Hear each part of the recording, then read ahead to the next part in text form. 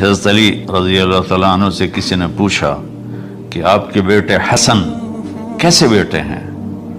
کہا حسن میرا وہ بیٹا ہے کہ جب میں چلتا ہوں تو میرے آگے نہیں چلتا، میرے پیچھے چلتا ہے۔ جب کہیں بیٹھنے کا موقع آتا ہے تو یہ پہلے نہیں بیٹھتا، پہلے مجھے بٹھاتا ہے پھر خود بیٹھتا ہے۔ جب کھانے پر بیٹھتے ہیں تو یہ روٹی کی طرف ہاتھ نہیں بڑھاتا جب تک میں نہ بڑھاؤں، یہ سالن کی طرف ہاتھ نہیں بڑھاتا جب تک میں نہ بڑھاؤں۔ میں کمرے میں ہوں تو یہ چھت پہ نہیں چڑھتا کہ میرے باپ کی بے ادبی ہو جائے گی۔ میں حالانکہ چھت پہ چڑھنا ضرورت کے لیے ہوتا ہے، لیکن قربان جائیں اہل بیت کے ایسے ہی اخلاق ہوتے ہیں، آل رسول ایسے ہی ہوتے ہیں۔ میرے عزیزوں نوجوانوں سے کہہ رہا ہوں جن کے والدین زندہ ہیں، ہم تو محروم ہو گئے، وہ قبروں میں چلے گئے، لیکن میں اتنا مصروف رہتا ہوں۔ اب یہ کرونا کی وجہ سے گھر میں بیٹھے ہوئے ہیں، میری زندگی ایسے پہیے کی طرح گھومی ہے، اور پھر دل کی تکلیف، پھر اس کے ساتھ سر کا درد شدید۔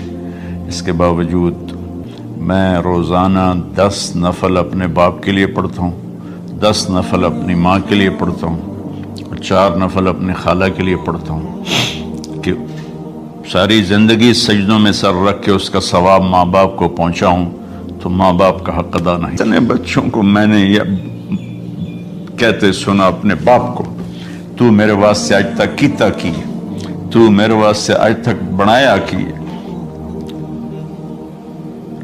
اور جو آپ بے بسی کی تصویر بنا ہوتا تھا وہ شکلیں بھی میرے سامنے ہیں۔ ہمارا دیہاتی ماحول زمیندارہ ماحول ہے، لیکن اب تو شہروں میں بھی یہی حال ہے۔ جس نے وہ لیول اے لیول کیا ہے اسے کیا پتا ماں کسے کہتے ہیں، باپ کسے کہتے ہیں۔ تو میں نے اپنی آنکھوں سے باپ کی بے بسی اور بیٹے کا غرانہ ایک دفعہ نہیں کتنی دفعہ دیکھا۔ تو میرے واسطے آج تک ہی کیتا ہے، تو میرے واسطے آج تک ہی بنایا ہے۔ وہ کہتا ہے اچھا میرا بچہ جداں جوان ہو سو آپ پہ سمجھ جسو۔ جبریل انسانی شکل میں آئے کہ یا رسول اللہ کچھ سوال کیے، قیامت کب آئے گی؟ کہ اللہ کو پتہ ہے۔ کہ کوئی نشانی؟ فرمایا جب دیکھو کہ بیٹیاں بھی ماؤں کو نوکر کی طرح دھتکار رہی ہوں تو سمجھنا قیامت آنے والی ہے۔ کچھ عرصہ پہلے ایک بچی اور ماں، تو ماں کچھ بات کر رہی تھی اور بیٹی کہہ رہی تھی بھوک نہیں بھوک نہیں، اور اس کی ماں کے خون سے بھرے ہوئے آنسو بہ رہے تھے اور اس کی ہچکیاں لگ رہی تھی کہ یہ وہ ہے جس کو میں نے اپنے پیٹ سے جنا، اور اپنی چھاتی کا دودھ پلاتے پلاتے پلاتے میں نے کتنی تکلیفیں برداشت کی، اور آج کر یہ بھوک نہیں۔ تو ایک شخص آیا، یا رسول اللہ میرا باپ میرے پوچھے بغیر میرا مال خرچ کر لیتا ہے، آپ نے کہا بلاؤ۔ جب اسے پتہ چلا کہ میرے بیٹے نے شکایت کی ہے تو عرب کی شاعری تو مشہور تھی، انہیں دل دل میں کچھ اشعار پڑھے۔ جو آیا تو جبریل پہلے آ گئے، یا رسول اللہ اللہ تعالیٰ کہہ رہے ہیں آپ اس سے پوچھیں وہ شعر بتاؤ تیرے کانوں نے تو نہیں سنے، تیرے دل میں آئے تھے اور اللہ نے سن لیے۔ اللہ کے نبی نے فرمایا بھائی تیرا انشاءاللہ کیس سنتے ہیں، لیکن پہلے وہ شعر سناؤ جو تم نے تو نہیں کہے زبان سے پر اللہ نے سن لیے۔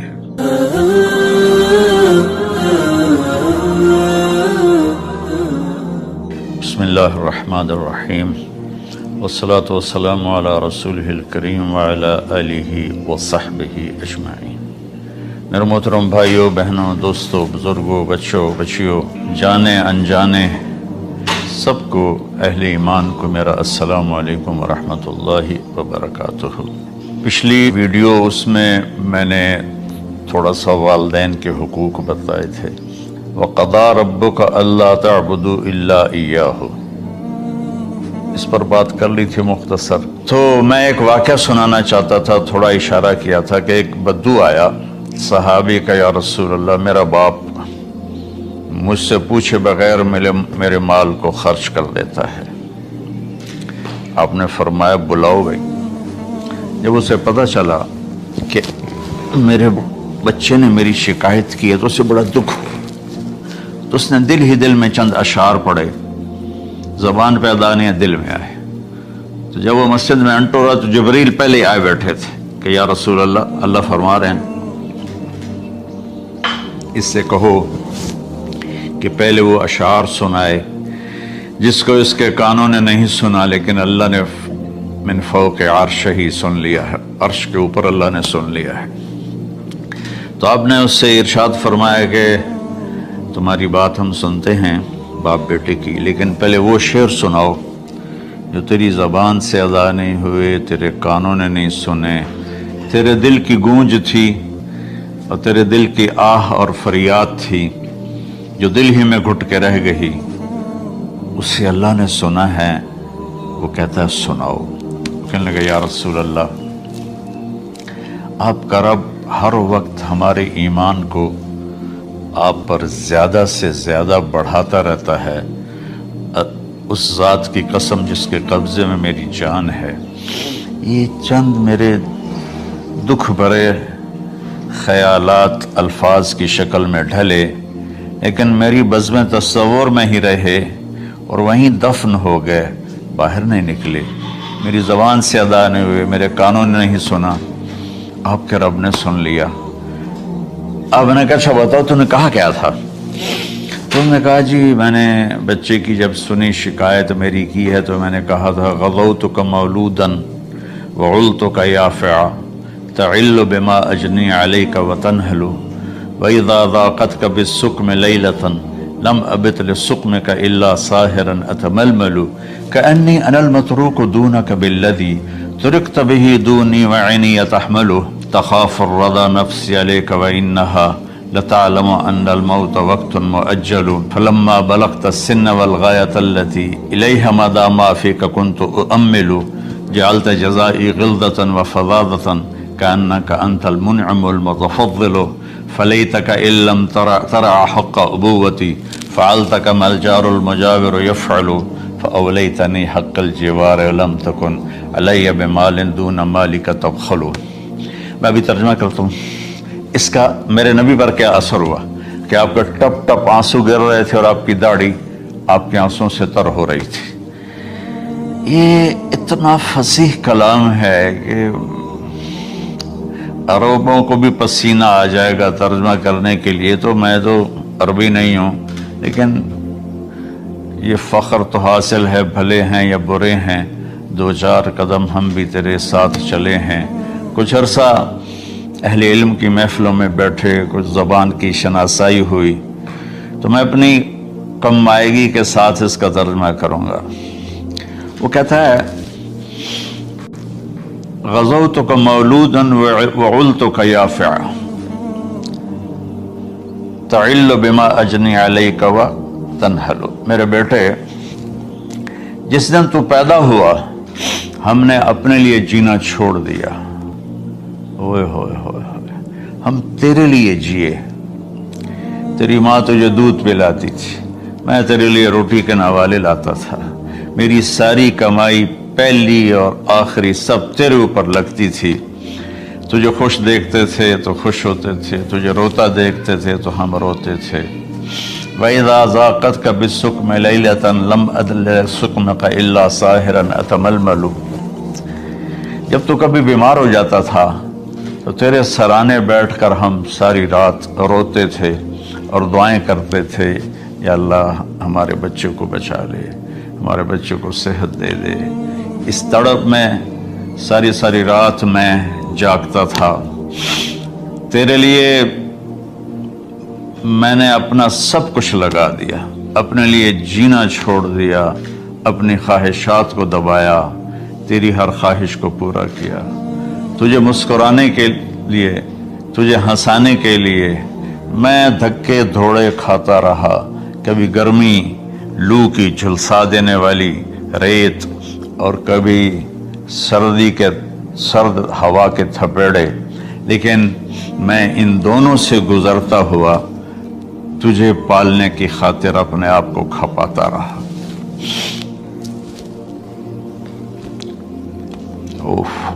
فلما بلغت السن والغایۃ التی इलैहा मदा मा फीक कुन्तु उअम्मिलु, बेटा मैंने अपने हड्डियों का रस भी तेरे अंदर डाल दिया। सिर्फ कमाई नहीं, मैंने अपने हड्डियों का रस तेरे अंदर डाला। मैंने जो कुछ था तेरे ऊपर कुर्बान किया। तुझे मुस्कुराता देखकर मैं अपने गम भूलता था, तुझे हंसता देखकर मुझे दुख भूल जाते थे। और फिर आहिस्ता आहिस्ता आहिस्ता मेरी हड्डियों का गूदा, मेरी कमाई तेरे अंदर गई और तू एक खूबसूरत दरख्त की तरह बढ़ता चला गया, बढ़ता चला गया, बढ़ता चला गया, बढ़ता चला गया। और मेरी बुढ़ापे ने कमर झुका दी और मैं झुकता चला गया, झुकता चला गया। मेरा ख्याल था कि जैसे मैं इसकी उंगली पकड़ के चलता था, अब मेरी बारी है, ये मेरी उंगली पकड़ के चलेगा। जैसे मैं इसे सीने से लगाता था, प्यार करता था, झूले झुलाता था, बाग में ले जाता था, ये सारी उसकी ताबीरात के अंदर दाखिल हैं, अल्फाज में नहीं है। तो मुझे ख्याल आता था जब मैं बूढ़ा हो जाऊंगा ना तो मेरा बेटा भी मुझे ऐसे ही लेके फिरेगा, मेरा बेटा भी मेरी सुनेगा। ये 100 दफा पूछता था ये क्या है, और मैं हर दफा जवाब देता था ये है। तो अब मैं बुढ़ापे में इससे बात करूंगा, ये मेरी बात सुनेगा। मैं इसको नवाले खिलाता था, ये मुझे रोटी खिलाएगा। मैं इसका उंगली पकड़ के चलता था, ये मेरा हाथ पकड़ के चलेगा। मेरी कमर बुढ़ापे ने झुका दी और मैं एक खुश्क पेड़ की तरह हो गया, और जवानी ने तेरी कमर को सीधा किया और तो एक तरोताजा दरख्त बन गया।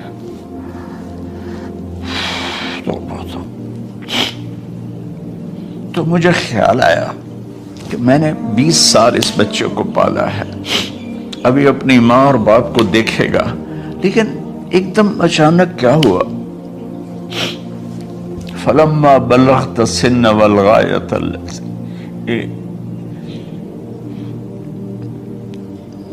इलैहा मदा मा फीक कुन्तु उअम्मिलु, जब तो उस उम्र को पहुंचा जिसमें हमारी उम्मीदें तेरे साथ लग गईं, हमें बुढ़ापे ने बेआसरा कर दिया और तेरी जवानी ने तुझे हिम्मत दे दी।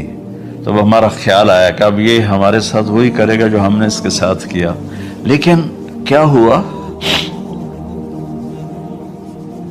जअल्त जज़ाई गिल्ज़तन व फ़ज़ाज़तन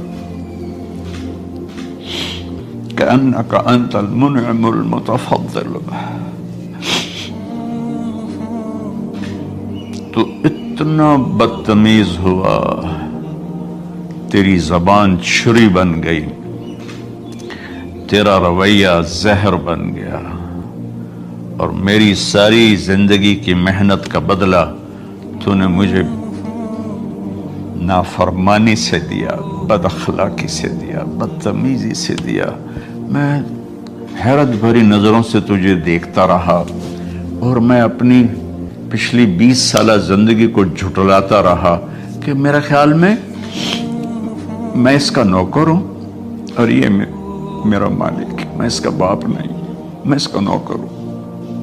क्योंकि माँ बाप के साथ तो ऐसा कोई नहीं करता है, ये मेरा मालिक है और मैं इसका नौकर हूँ, इसलिए मुझे डांट रहा है। हाल के अशार मैं सोच रहा हूँ, जब मेरा ये हाल है 1400 साल बाद के मेरे आंसू नहीं रुक रहे, तो अल्लाह के नबी तो ज़ारो कतार रोए थे, दाढ़ी आंसू से तर हो गई थी।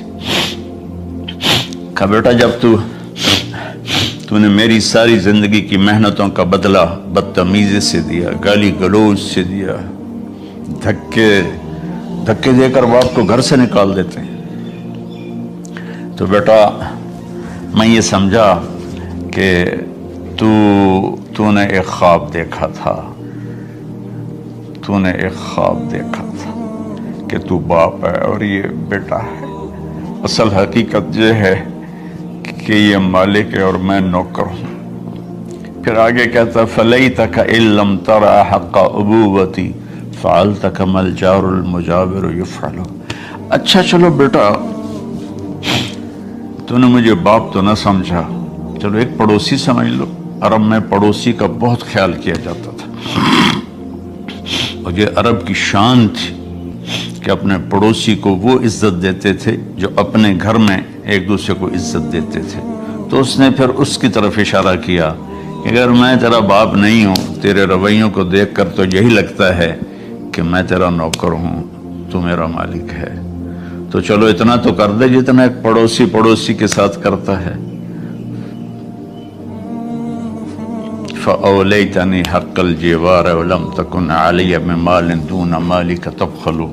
تو پڑوسی پر تو عرب خرچ کرتے ہیں، تو بھی تھوڑا سا میرے اوپر خرچ کر دیتا اور تو بخیل نہ بنتا، اور میرے خوابوں کو چکنا چور کر دیا، میری امیدوں پر پانی پھیر دیا، میرے بڑھاپے کو ذلت اور رسوائی میں بدل دیا۔ اچھا میرا پتر جا خوش رہو۔ ماں باپ کہاں بد دعائیں کرتے ہیں؟ تو میرے نبی کی آنکھوں سے آنسو، یہ ساری داڑھی تر ہو گئی، تو آپ نے اس کے بچے کو گریبان سے پکڑا اور جھٹکا دے کر دھکا دیا کر دفع ہو جا، انت و مالک لابیک، تو اور تیرا سب کچھ تیرے باپ کا ہے۔